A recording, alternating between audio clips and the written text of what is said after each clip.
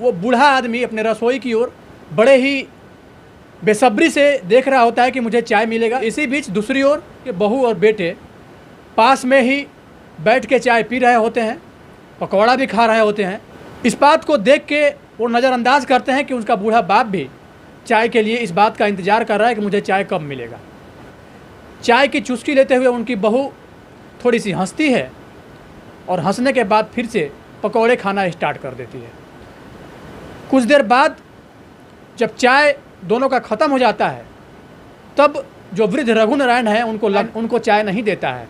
इसके बाद वो बहुत ही निराश हो जाते हैं। आज वो वहाँ से एक रूम में चले जाते हैं जिस रूम में उनके पत्नी की तस्वीर लगी हुई थी। उन तस्वीर को वो अपने हाथ में उठाते हैं और इसके बाद अपने हृदय से वो लगा लेते हैं और लगाने के बाद कहने लगते हैं कि जानकी, आज अगर तुम होती तो मुझे ये दिन देखना नहीं पड़ता। एक समय था जब तुम कोई भी खाना बनाती थी, कोई भी पकवान बनाती थी, चाय बनाती थी तो मुझे पहले देती थी और बोलती थी कि पहले आप खा लो। लेकिन आज वही समय है, वही घर है, मुझे चाय पीने के लिए भी तरसना पड़ता है, देखना पड़ता है, लेकिन उसके बाद भी मुझे चाय नहीं मिलता है।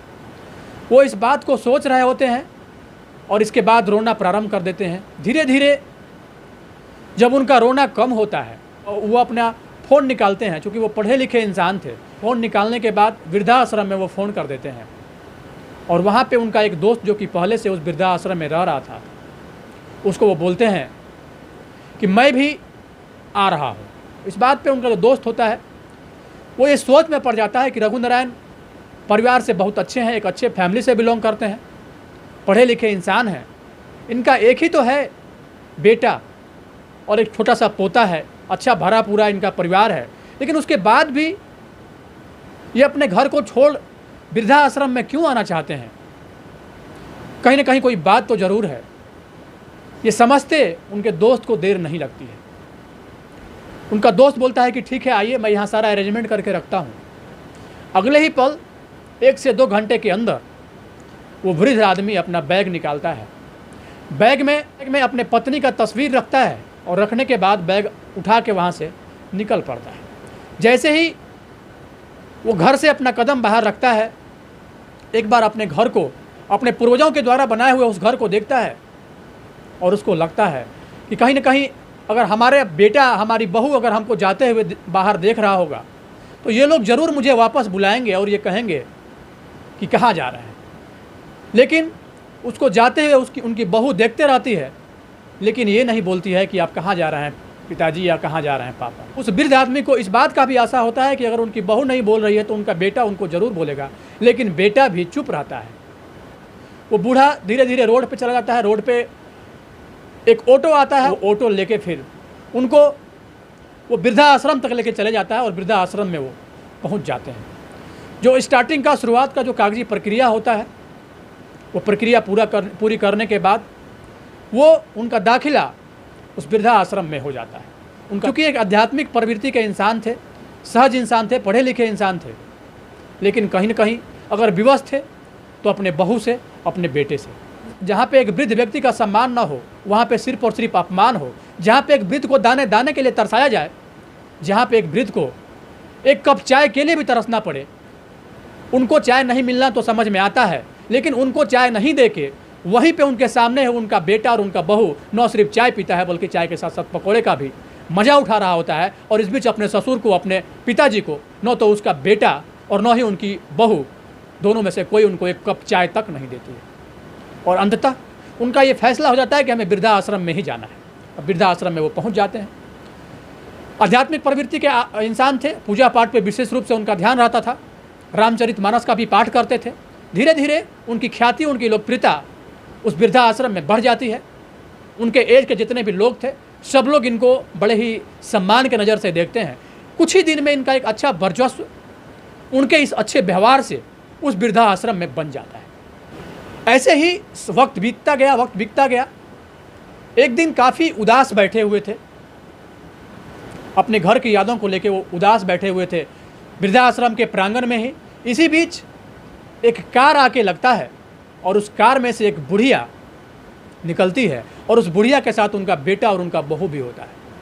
जैसे ही सब लोग इस बात को देखते हैं कि एक कार के अंदर से एक बुढ़िया और उनकी एक बहू दोनों निकल के बाहर आता है, तो इस बात को समझते देर नहीं लगती है कि कहीं न कहीं एक और अभागा इंसान, जिसको कि बहू और बेटे ने घर से ठुकरा दिया है, घर से भगा दिया है, आज फिर से वो वृद्धा आश्रम में एक और अभागा इंसान प्रवेश करने जा रहा है। वो जो बहू होती है, वृद्ध महिला का हाथ पकड़ के उस कार से निकालती है और जो उनका बेटा होता है वो बैग उनको थमाता है और कहता है कि ये पास में वृद्धाश्रम है, तुम चली जाओ। और इसके बाद वो वहाँ से निकल जाता है। लेकिन वो बुढ़िया, वो वृद्ध औरत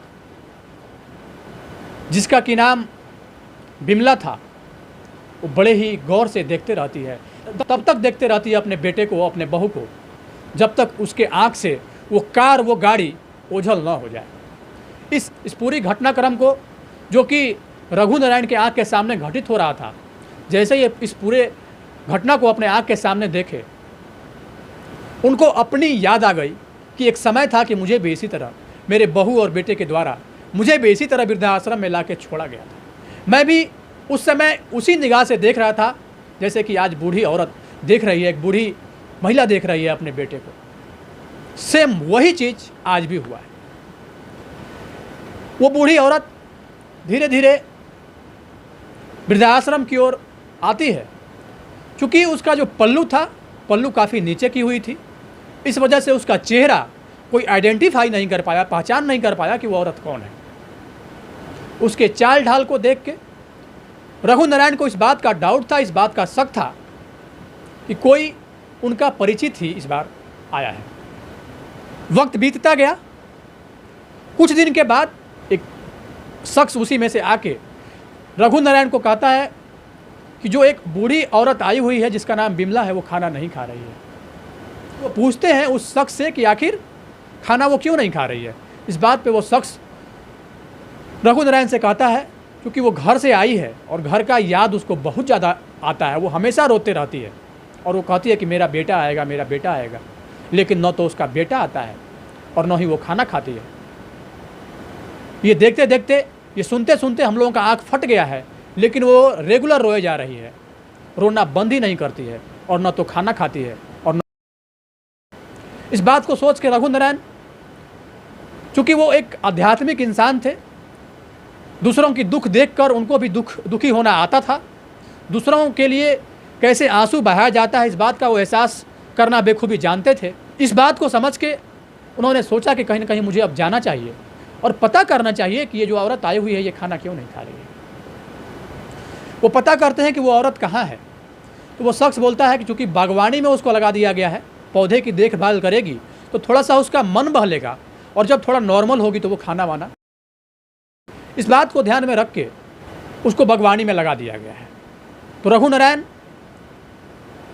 दूसरे दिन सुबह में वो उस बागवानी में जाते हैं और वो बुढ़िया, वो जो बिमला जी होती हैं, वो रघु नारायण को देख के अपना सर का जो पल्लू होता है वो और नीचे कर लेती हैं, अपना घूंघट और नीचे कर लेती हैं, इस बात से कि रघु नारायण हमारे सामने आ रहे हैं। इस बात को ये समझ नहीं पाते हैं कि आखिर हमें देख के हमसे शर्मा क्यों रही है, अपना घूंघट नीचे क्यों कर रही है। जाके पूछते हैं कि अभी अभी 5-6 दिन आपका आना हुआ है, 1-2 दिन तक तो सब कुछ ठीक रहा, अचानक से आपने खाना खाना क्यों बंद कर दिया, रात में आप खाना खाने क्यों नहीं आई थी मेस में। इस बात पे वो वृद्ध महिला कुछ नहीं बोलती है, उनको इग्नोर करती है और वहाँ से जाने लगती है। जाने के दौरान उनके सर का पल्लू थोड़ा सा ऊपर उठ जाता है, उनका घूंघट थोड़ा सा ऊपर उठ जाता है और जब ऊपर उठता है ना, तो उस घूंघट के आड़ से जो चेहरा रघु नारायण देखते हैं, उस चेहरे को देख के कहीं ना कहीं उनकी आंखें फटी की फटी रह जाती है। वो बूढ़ी औरत, वो बिमला कोई और नहीं, वो उनके बेटे की सास थी, वो उसके बहू की माँ थी, या यूं कहें कि वो उनकी समधिन थी। उनको इस बात को समझते देर बिल्कुल नहीं लगती है कि आखिर इनके साथ क्या हुआ होगा। इसके बाद वो बोलते हैं कि अब शर्माने की क्या बात है, आपने मुझे देख लिया, मैं आपको देख लिया, जो गति तोरा सो गति मोरा, मतलब जो दुख से आप गुजर रहे हैं उसी दुख से मैं भी गुजर रहा हूँ। आपके साथ ये हुआ कि आपके बेटे और बहू ने आपको लाके यहाँ छोड़ दिया, और मेरे साथ भी वही हुआ। मेरी जो बहू थी, मेरा जो बेटा था, वो लाके मुझे यहाँ छोड़ दिया। तो सेम जैसे जिस दौर से आप गुजर रहे हैं उसी दौर से मैं भी गुजर रहा हूँ। तो इसमें शर्माने की कोई बात नहीं है, आप खाना खाइए। किसी तरह रघुनारायण उसको समझा बुझा के खाना खिलाते हैं, और इसके बाद से वो नॉर्मल हो गई। धीरे धीरे समय बीतता गया। कुछ दिन के बाद ऐसे ही अपने प्रांगण में बैठकर रामचरितमानस का पाठ कर रहे थे। कुछ लोग और भी थे, उनके आसपास जो भी लोग इकट्ठा होते थे, वो रोज़ का काम था कि इनकी जो ये बोलते थे उसको सुनने के लिए 10, 15, 20 के संख्या में जो वृद्ध होते हैं वो इनके पास आके इर्द गिर्द बैठ जाते थे। क्योंकि आध्यात्मिक प्रवृत्ति का इंसान जहाँ कहीं बैठता है तो उसके पास कुछ ना कुछ अच्छी बातें सुनने के लिए, कुछ अच्छी बातें सीखने के लिए कुछ लोग आके बैठ जाते हैं। ये रोज़ का काम था। उस दिन भी वही हुआ था। अचानक से एक आदमी आता है और कोई आपसे मिलने के लिए आया है। रघुनारायण वहाँ से आश्रम के ऑफिस की ओर निकलते हैं। वहाँ पे देखते हैं कि उनकी बहू, उनका बेटा और उनका 5 साल का पोता, ये तीनों वहाँ पे मौजूद थे। जैसे ही अपने बहू और बेटे को रघुनारायण देखते हैं, वहाँ से दूरी बनाने की कोशिश करते हैं, वहाँ से पीछे की ओर खिसकना शुरू कर देते हैं। अपने से दूर जाता देखकर बहू और बेटे दोनों कहते हैं कि कल आपके पोते का जन्मदिन है और मैं भी चाहता हूँ कि सब लोग आ रहे हैं, सभी रिश्तेदार, सभी सगे संबंधी, सब लोग वहाँ पे आ रहे हैं, सबकी मौजूदगी होगी। मैं चाहता हूँ कि आपकी भी मौजूदगी हो और आप भी वहाँ पे आएँ। ये सुन के रघुनारायण कहते हैं कि किसका बेटा कौन, किसका पुत्र कौन, किसका बहू कौन, आप मुझे जानते हो? मैं भी आपको नहीं जानता हूँ। एक समय था जब खाना तो दूर, मुझे दाने दाने के लिए भी तरसाया गया, मुझे चाय तक के लिए भी तरसाया गया। तुम दोनों हमारे सामने चाय और पकौड़े खा रहे होते थे। मैं वहाँ पे इस आशा के साथ देखता था कि मुझे भी चाय मिलेगा, लेकिन आप लोग न तो मुझे चाय देते थे, न ही हमसे बातें करते थे। मेरी क्या गलती थी? घर के सारे काम करता था। तुम वही हो ना? तो फिर आज मुझे तुम क्यों लेने आए हो? तुम इसलिए लेने आए हो कि तुम्हारे घर पार्टी है, तुम्हारे बच्चे का बर्थडे है, उस बर्थडे में पार्टी होना है, सब लोग वहाँ पे सगे संबंधी आएंगे, रिश्तेदार लोग आएंगे, अगल बगल के लोग आएंगे, और जब लोग आएंगे तो पूछेंगे कि तुम्हारे पापा कहाँ हैं, तो उस समय तुम्हारे पास बोलने के लिए कोई जवाब नहीं होगा। तो इस वजह से तुमको लग रहा है, मतलब तुम अपनी बेइज्जती को छिपाने के लिए, तुम्हारी बेइज्जती ना हो, कोई हमारे बारे में वहाँ पे पूछे ना, तुम्हें इस दौर से गुजरना नहीं पड़े, तुम मुझे लेने आए हो। आज जब जरूरत पड़ा तो मुझे लेने आए हो। मैं हरगिज़ नहीं जाऊंगा और कदापि नहीं जाऊंगा, और उस घर में तो कदापि मैं नहीं जाऊंगा जिस घर का बेटा, जिस घर की बहू मुझे पास रखना तो दूर, मुझे वहाँ से खुद ला के वृद्ध आश्रम तक पहुँचा गया हो। ऐसा कहकर वो रोने लगते हैं, उनकी आंख भर जाती है, उनकी आंख डबडबा जाती है। मैं हरगिज़ नहीं जाऊँगा, चाहे कुछ भी हो जाए। आप लोग लौट जाओ अपने रास्ते।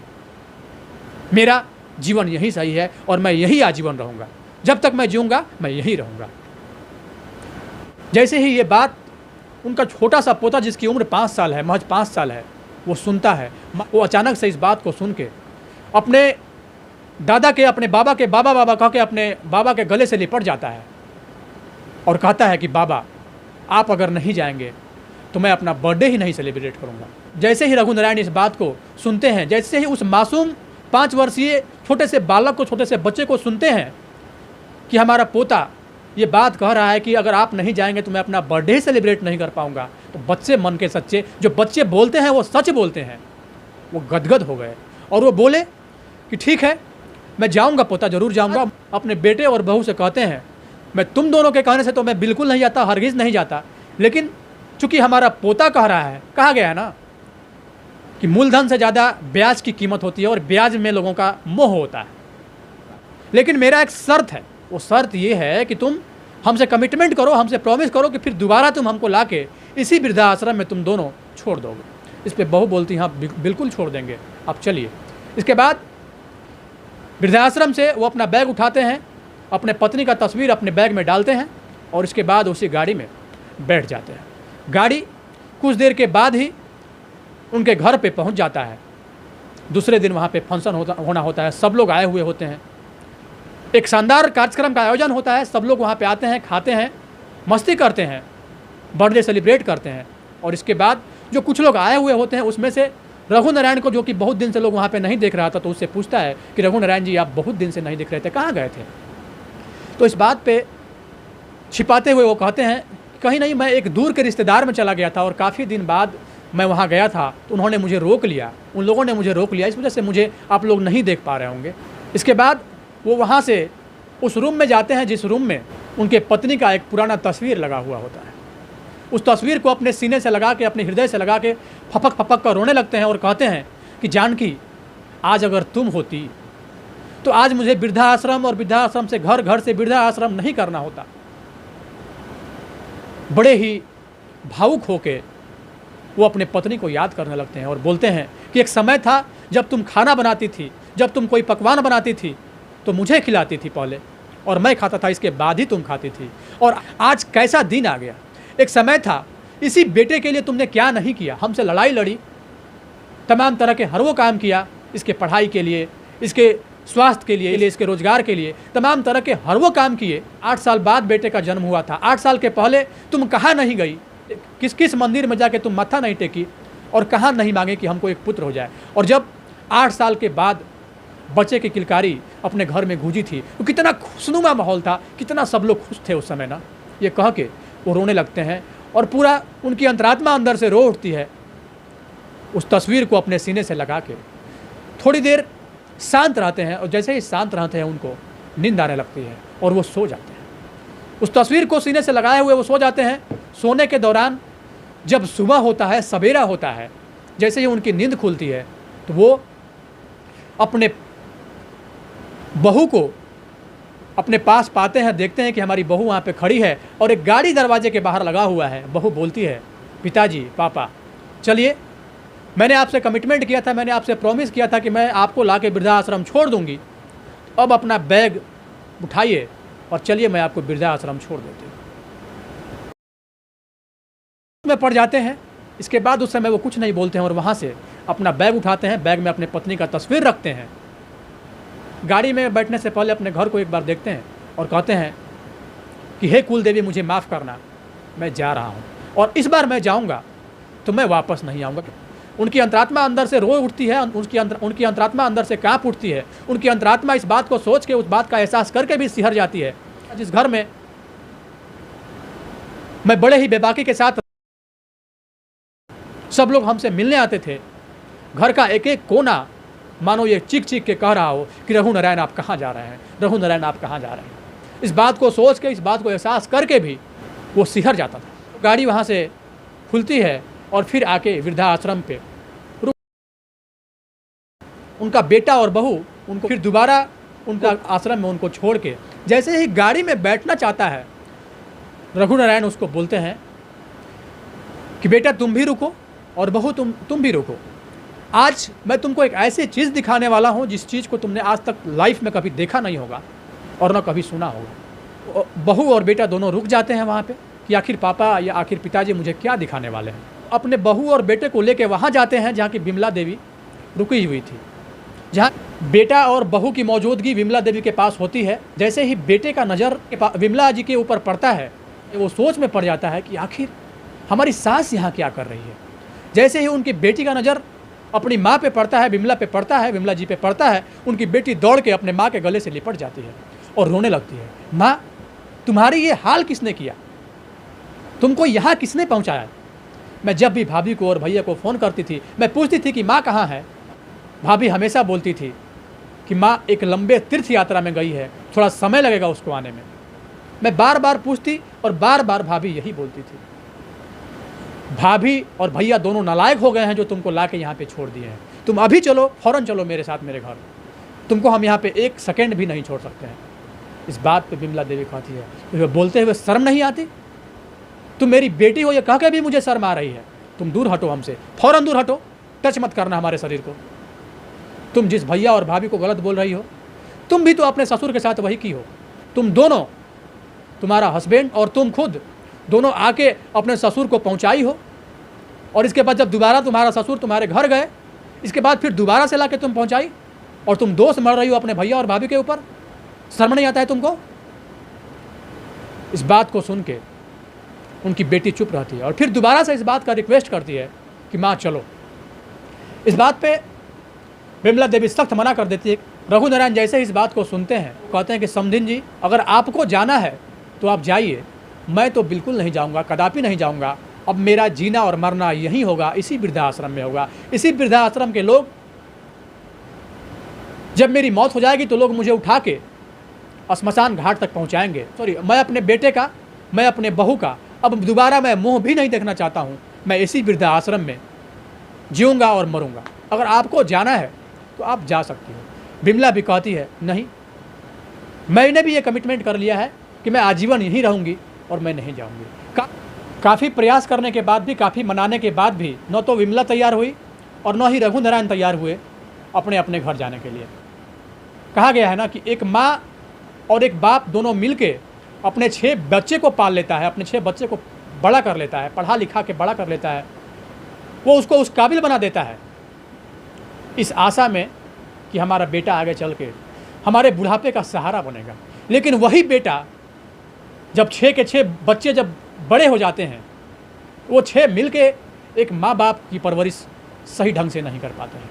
बाकी इस घटना को, इस कहानी को सुनाने का मेरा उद्देश्य किसी के अंतरात्मा को दुख पहुंचाना नहीं था, किसी के अंतरात्मा को, किसी के भावना को ठेस पहुंचाना नहीं था, बल्कि ये जताना था, ये बताना था कि आज के इस आधुनिक युग में बहू और बेटे किस तरह से मिलके एक घर को खराब कर रहे हैं। एक बहू और बेटे ही आने वाले भविष्य के निर्माता हैं, क्योंकि जिस तरह से वो आज कर रहे हैं, ये 110% क्लियर है कि जिस तरह से आज वो अपने पिताजी के साथ, आज वो अपने ससुर के साथ, या फिर आज वो अपने सास के साथ जैसे कर रहे हैं, उसी तरह से आने वाले समय में भी उनको भी इस रास्ते से गुजरना पड़ेगा, क्योंकि कहा गया है कि जो बोएंगे वही काटेंगे। बाकी आप लोगों की इस पूरे घटनाक्रम पे क्या राय है, अपनी राय कमेंट बॉक्स में निष्पक्षता के साथ जरूर दें। बहुत बहुत धन्यवाद, आप लोग जुड़े हुए थे जनतक न्यूज़ के साथ।